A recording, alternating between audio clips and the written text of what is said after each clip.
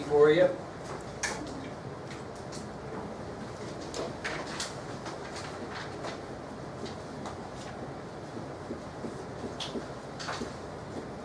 This conflict between the American colonies and Great Britain occurs in Narragansett Bay, which is a body of water off the coast of Rhode Island. Narragansett Bay.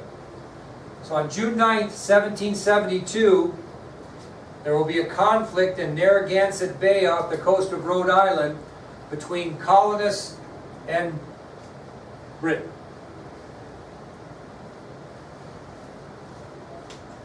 What happened on June 9th, 1772 in Narragansett Bay is a British naval commander by the name of William Duddingston was commanding a vessel called the Gaspé, although it's not spelt like that, but that's how it's pronounced.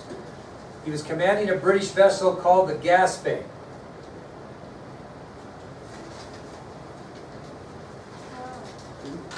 And what do you think? What do you think Duddingston and the Gaspé were doing in Narragansett Bay on June 9, 1772? What were they doing there? Yes. Searching for illegal objects. Absolutely. They were in the bay, stopping every colonial ship coming from England, checking for smuggled goods. That's what they were doing. Okay?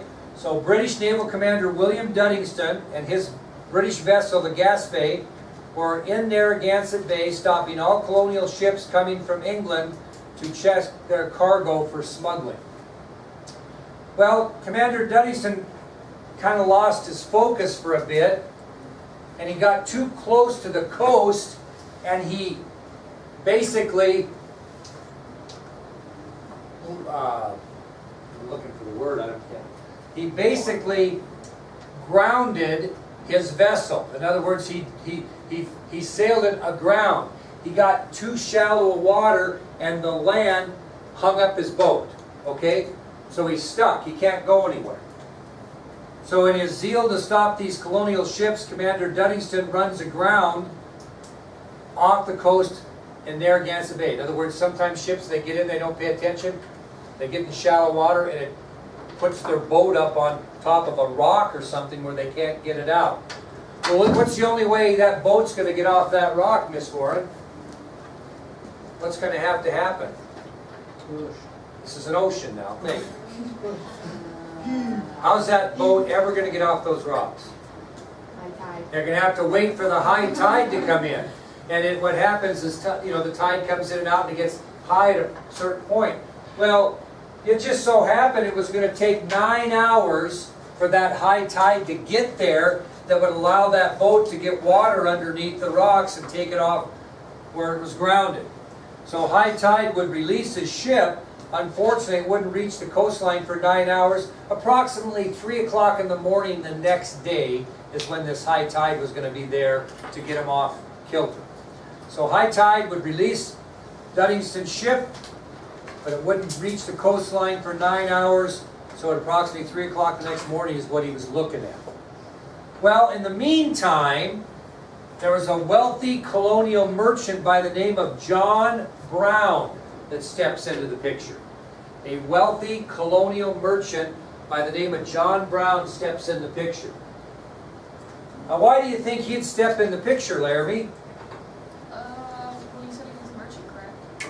Well, because the ships there is a smuggling and everything. And he was mad Yeah. because this Duddingston was stopping some of his ships and taking the stuff out of there. But now he's stuck. So John Brown's thinking, this guy's hurt my business. He's over there stuck for 9 hours. Time for a little payback. Okay? Time for a little payback. And he knows that the high tide's not coming in till 3 o'clock in the morning on the 10th. So he's got some time here to get even with this guy that's ruining his business. But what he does is he gathers up 65 of his men and he puts them on 8 different boats and he plans a raid of the Gaspé. Plans to raid the Gaspé. In retaliation for the Gaspé taking goods that he was trying to smuggle into the United States. So he gathers up 65 men, puts them on 8 little boats, and he's heading into the Narragansett Bay and plans a raid of the Gaspé. Well, as these raiding boats get closer and closer to the Gaspé, they can see Commander Duddingston standing on its deck. They can see him. He's standing on the deck, waiting for the high tide to come in. Well, as Commander Duddingston is standing on the deck waiting for the high tide to come in, not really seeing these boats coming in because they're sneaking in, one of John Brown's men, Joseph Buckland, takes out his musket, aims and fires it at Commander Duddingston. So as the raiding boats are coming in the dark, unable to be seen by Commander Duddingston as he sets on the deck, Joseph Buckland, one of Brown's 65 men, aims his musket and fires at Commander Duddingston, and Duddingston falls on the deck of the Gaspé, hit with the musket ball.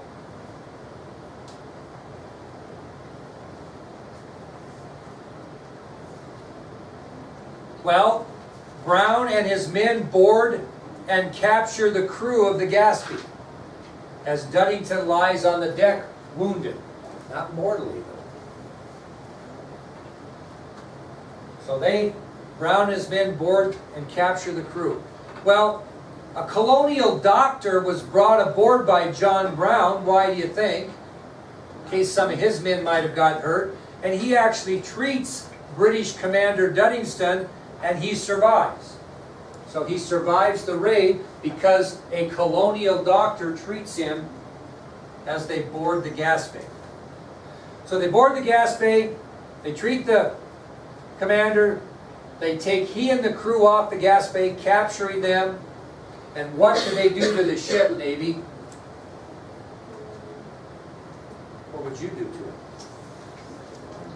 What? They set it on fire. However, as in a ship or a fort, any of those types of things, they store their gunpowder in what's called a powder magazine. And that's usually in the center of the ship or the center of a fort where their gunpowder is. Well, when they started the ship on fire, hoping to burn it to the ground, the flames reach the powder magazine and the vessel explodes into Narragansett Bay. Not hardly a piece to be found. Blows up. They set it on fire, the flames hit the powder magazine, and the next thing you know, Jed's a millionaire, and the powder keg goes off, and there's no ship at all. Yes? How do we know all this stuff if no one survived to tell about it? Well, the people that John Brown's bunch survived. Oh, they did? Oh, sure. Well, they watched the whole thing, yeah. They set it on fire. Nobody's on the and ship. got They off took the them ship. all off on the boats. They're just They took the standing crew on off and they just blew the ship up. Well, they burnt the ship. They wanted to blow. Captured hot prisoners. You can't just, I mean, that'd be pretty, that's a good, I mean, you couldn't put them on a ship and blow them up. I mean, that'd be like murder. You couldn't do that. I mean, that'd be bad news. That would start a war. But anyway, now, who hears about this incident is not very happy? King. Well, the British Parliament. The King probably too, but the British Parliament. And so what do they demand, Lily, when they find out about this? Justice. They want all of Brown's men and himself put on trial for their crimes. But they don't want the trial in the colonies. Where do they want the trial? In Great Britain. And that's what happens. The search goes out for John Brown and his 65 men. If caught, will be sent back to Great Britain and tried. That would be pretty, I bet they wouldn't get the same fairness that John Adams gave those soldiers in the Boston Massacre. I mean, if they had gone back to England, there wouldn't have been any Massacre. Yeah, there wouldn't have been any fairness. Well, fortunately for Brown and his men, they were never caught by the British authorities. Fortunately for Brown and his men, they were never caught. But did it kind of start a rift back over again between Britain and the colonies? It did. And it's going to lead to something we'll talk about on Monday, known as the Tea Act of 1773. And you've heard about that, what that led to. So as a result of this poor relations coming back up the British are going to pass an act called the Tea Act of 1773. That's what we'll hit on Monday. Okay, any questions at all?